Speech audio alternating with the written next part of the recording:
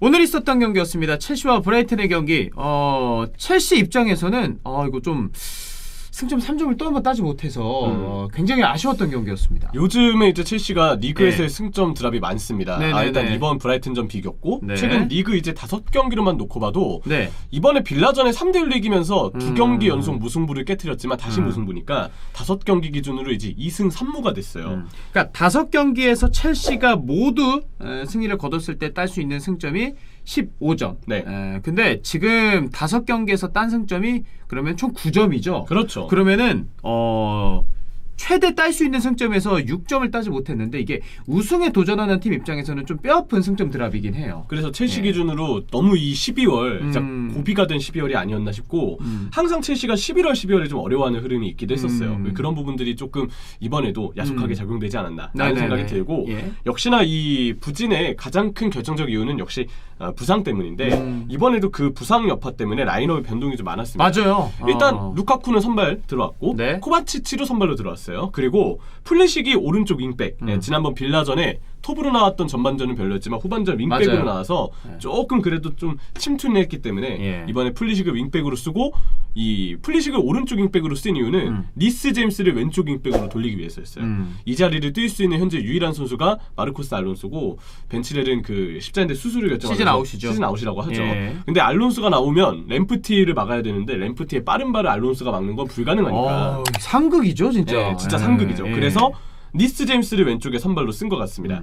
전술은요 3-4-2-1로 선발 라인업상 표기가 되지만 공격할 때는 약간 4-3-3에 가깝게 바뀝니다. 이 형태가 어떻게 되냐면 네. 오른쪽 스토퍼의 아스필리쿠에타가 풀백처럼 전진을 하고 오른쪽 윙백에 있는 플리식이 안쪽으로 들어와요. 그래서 오른쪽 중앙 미드필드처럼 기능을 하면서 4-3-3에 가깝게 백3와 백4를 오가는 이 전술을 좀 썼고요. 네. 상대가 쏠리면 이제 왼쪽에 제임스나 오도이 쪽으로 전환을 하는 방식입니다.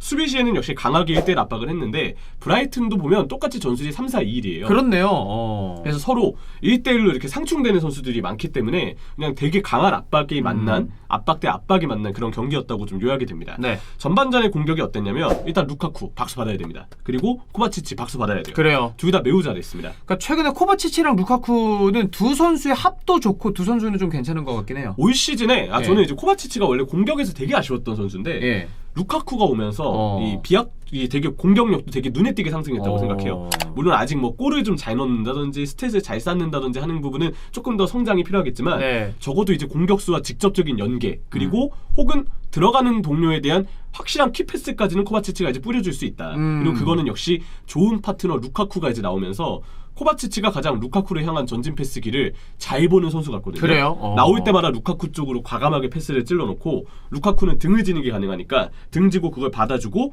또 코바치치한테 연계를 해주면서 둘이서 그냥 짝짝꿍이 잘 맞습니다. 루카치치 조합. 루카치치, 예. 오늘 코바쿠. 이제 둘 중에서 어울리는 거를 정해주실 거야. 예. 코바쿠. 예. 그렇습니다. 아무튼. 자, 이런 조합이 좀 빛났고 그래서 오늘 첼시 공격이 사실 좌우가 모두 좀 아쉬웠었어요. 그렇죠. 왼쪽의 경우는 니스 제임스가 한 20분 뛰고 부상당했습니다. 그래서 결국 알론소가 웬만하면 안 나와야 되는데 알론소가 들어왔어요. 예. 근데 알론소가 또 들어와서 애매하니까 왼쪽 윙에 있는 오도이가 고립이 됐죠. 오른쪽은 플리식이 결국 윙백에서도 별로였어요.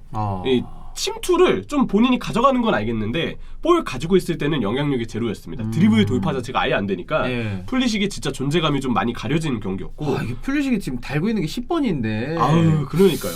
이게 쉽지 않습니다. 지금. 이제 부상을 안 당하니까 못 하고 있어요. 근데 부상을 또 많이 당할 때는 나올 때 잘했거든요. 맞아요. 그러니까 진짜 너무 애매합니다. 네. 지금 애매하다는 말밖에 못하겠고 아스필리쿠에타도 이 스토퍼와 풀백 자리를 오가는 그러니까 오버랩도 하고 수비 복귀도 하고 이 역할을 빠르게 다 하기에는 나이가 이제 많이 찼기 때문에 예전보다 신체 능력이 떨어졌죠. 아스필리쿠에타는 이미 많은 걸 해줬으니까. 너무 많은 사실. 걸 해줬어요. 이미 많은 네. 걸 해준 선수예요. 네. 레전드죠. 네. 그래서 결국 이제 왼쪽 오른쪽이 다 풀리지 않으면서 첼시가 유일하게 공격을 풀 수 있는 수단은 코바치치와 루카쿠. 그렇네. 중앙에서 이 두 연결고리 네. 코바쿠의 그 역할뿐이었고 그러면서 골 자체는 코너킥에서 마우트가 코너킥을 올리고 루카쿠가 닐무페 선수의 대인 수비를 뿌리치고 헤더로 연결을 하면서 먼저 선제골을 넣었습니다. 아스톤 빌라전에서도 골 넣고 루카쿠는 오늘도 넣었고. 그렇죠.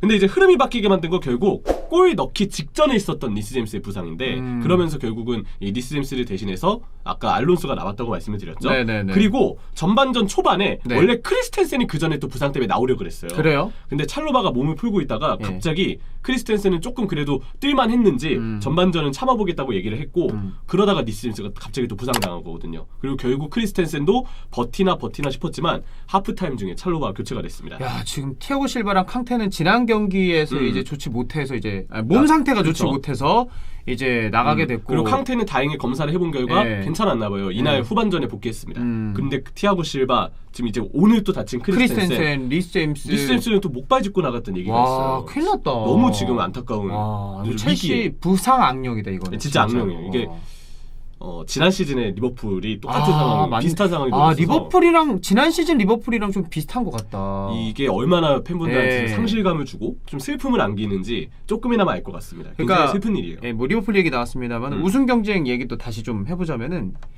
빅3 중에서 웃고 있는 건 맨시티밖에 없어요 지금. 그렇죠. 결국 오늘도 승점을 땄기 때문에 그래서 좀 그런 것 같고, 그래서 리스 제임스가 부상을 당하니까 알론소가 나와서 수비를 아예 못했습니다. 네. 그러면 결국 알론소가 램프티를 못 막으니까 램프티를 막으려고 리디거가 자기 자리를 벗어나서 왼쪽으로 빠져야 돼요. 그러네요. 자, 리디거가 빠지면 센터백 사이에 간격이 벌어지죠. 여기를 커버하려면 조르지뉴랑 코바치치가 아래로 내려와서 센터백 사이를 커버해야 됩니다. 야, 한쪽에서 밸런스가 깨지니까 다 깨지네. 그래서 중앙 미드필더가 내려와요. 그럼 예. 팀의 무게중심 자체가 아래로 쏠리니까 예. 브라이튼처럼 압박 잘하는 팀한테 강팀이 아무리 강팀이어도 브라이튼처럼 압박 잘하는 팀한테 무게가 너무 아래로 쏠리면 압박을 역으로 다시 당했을 때 전진을 못하거든요.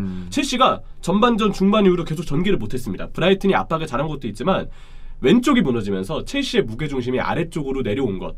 그리고 제가 볼 때 또 하나 이유는 일정의 문제가 있는 것 같아요. 그래요? 첼시는 12월에 9경기를 치렀는데 브라이튼은 물론 이제 코로나 여파 때문에 일정이 좀 좀 적었다 한들 코로나에 따른 그 선수들의 감각 문제는 있겠지만 휴식이 좀 많았죠. 어쨌든 브라이튼은 12월 5경기. 예. 그리고 첼시가 꼭 12월이 아니더라도 이전부터 이미 쌓여 있는 피로도가 좀 있는 것 같아요. 그러니까 여기는 진짜 클럽 월드컵도 걱정이고 네이션스 컵도 걱정이고, 이게 앞으로 넘어야 되는 산들도 또 너무 거대한 산들이 많아가지고 참 첼시가 쉽지 않습니다 지금. 그래서 그런 부분들 때문에 선수들의 기동력이 브라이튼보다 좀 일찍 지친 것도 같다라는 부분도 좀 간접적인 이유가 아니었나 싶고, 네네네. 그러다 보니까 이제 알론소 쪽 무너지니까 램프티 막다가 리디거 경고받았죠. 코바치치 경고받았습니다. 이 두 장면만 보더라도 얼마나 왼쪽이 좀 심하게 무너졌는지를 알 수 있을 거라고 보고요. 네. 그래도 첼시가 버텼던 건 킹갓 수비진 덕분입니다. 그래요. 맨디 선방 5번. 근데 체감상 맨디는 더 그 막은 것 선방 같아요? 진짜 더 막은 것처럼 느껴질 정도로 그 정도로 중요한 슈팅들을 진짜 많이 막아줬어요. 그래서 선방 5번. 근데 저는 그 이상이지 않았나 싶고, 리디거 왼쪽 커버 진짜 잘해줬고요. 예. 또 상대 슈팅의 중요 수비, 맨디가 나와서 한번 비어있는 골대 쪽에서 리디거가 빠르게 커버가서 슈팅을 또 막았던 게 한 번 있었어요. 그래서 그거 보면은 맨디와 리디거 진짜 수비적으로 첼시가 버티게 만든 1등 공신이었다.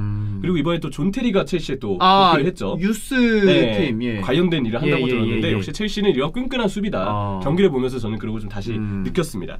근데 브라이튼이 진짜 매력적인 팀인 게, 이 팀은 공격 체계가 확실해요. 그래요. 센터백을 당기고 예. 그러면서 센터백이 따라 나왔을 때 배우를 노리는 세부 전술, 선수들 간의 약속된 패턴이 확실한데 두 가지 패턴이 있습니다. 하나는 3-4-2-1이잖아요. 공격진에 한 명이 내려오고 나머지 공격진의 2명이 배우를 침투하는 방식. 또 여기에 비수마도 전진성이 있으니까 크로스가 나올 것 같으면 비수마도 전진해서 박스의 숫자를 더해줍니다. 예. 이러한 방식이 하나 있고, 또 하나는 오늘 경기에 유독 자주 쓰인 건데, 윙백에 있는 램프티와 솔리마치가 폭을 벌려서 상대 센터백이 따라 나오게끔 해요. 그래서 센터백 사이가 벌어지면 그쪽으로 공격진이랑 미드필더가 다 침투해서 박스 숫자를 많이 가져가는 거예요. 네. 이 패턴이 모두 전반전에 브라이튼이 첼시에게 잘 먹혀들게 만들면서 그러면서 브라이튼이 역시 좀 좋은 흐름을 중반 이후부터는 차지했는데, 문제는 슈팅이 다 아쉬웠다는 거죠. 역시 이 브라이튼은 다 좋은데 마무리가 좀 안 되는 팀이고, 특히 맨디의 선방, 리디거의 선방, 이 장면에 막힌 부분들은 보다 더 브라이튼 입장에서는 아쉬움이 컸을 것 같습니다. 근데 후반전에도 첼시는 아예 전술을 바꿨어요. 네. 수비하고 미드필더를 좁게 유지해서 그냥 선수비 후역습으로 가겠다는 전략을 투엘 감독이 취했고, 오도이와 마운트가 좌우를 바꿨습니다. 원래 오도이가 왼쪽, 마운트가 오른쪽이었는데 마운트 왼쪽, 오도이 오른쪽이었어요. 이거는 오도이가 좀 더 직선적으로 나가게 해서 브라이튼이 윙백을 올리니까 윙백의 뒷공간을 빠르게 역습으로 노리겠다는 계획이었습니다. 그 정도로 투엘 감독은 후반전에 시작하자마자 선수비 후역습에 공을 들였고, 네. 여기서 주목할 거는 루카쿠를 어떻게 썼느냐. 후반전 되니까 루카쿠한테 좌우로 넓게 벌어질 거를 지시했어요. 루카쿠가 그 지시를 받으니까 인텔에서 뛴 것처럼 다시 좌우로 그치. 빠지면서 이 브라이튼의 윙백들이 비워두는 공간으로 따라 나오고 아니면 본인이 직접 센터백을 당기면서 오도이나 마운트가 침투할 수 있는 공간을 미끼 역할을 해주는 거구나. 네, 만들어주는 예. 장면도 있었어요. 예. 실제로 그 장면이 후반전 초반에 나왔습니다. 예. 그래서 오도이랑 마운트가 브라이튼 수비수 한 명만 남겨두고 둘이서 쭉 전진을 했어요. 오도이가 마운트한테 패스를 주면 마운트가 충분히 넣을 수 있는 상황이었는데 오도이가 패스를 주긴 줬는데 굉장히 안일하게 줬습니다. 사이에 있던 브라이튼 수비에게 결국 그 패스가 막히면서 이 역습 과정이 이제 무위에 그쳤는데 사실상 이날 경기의 이 결과가 약간 그 오도이의 미스가 됐던 패스가 이끌어낸 스노우볼의 느낌도 일부 있죠. 루카쿠는 조금씩 득점에 성공을 하고 있고 공격수들이 좋지 못했을 때는 이제 수비수들이라던가 리스 제임스, 7의 이제 양쪽 네. 윙백들이 득점에 성공을 했는데 이 선은 아직도 좀 오리무중입니다. 여기 마운트는 진짜. 정말 잘하고 있지만 오도에도 제가 볼 때 기복이 좀 있어요.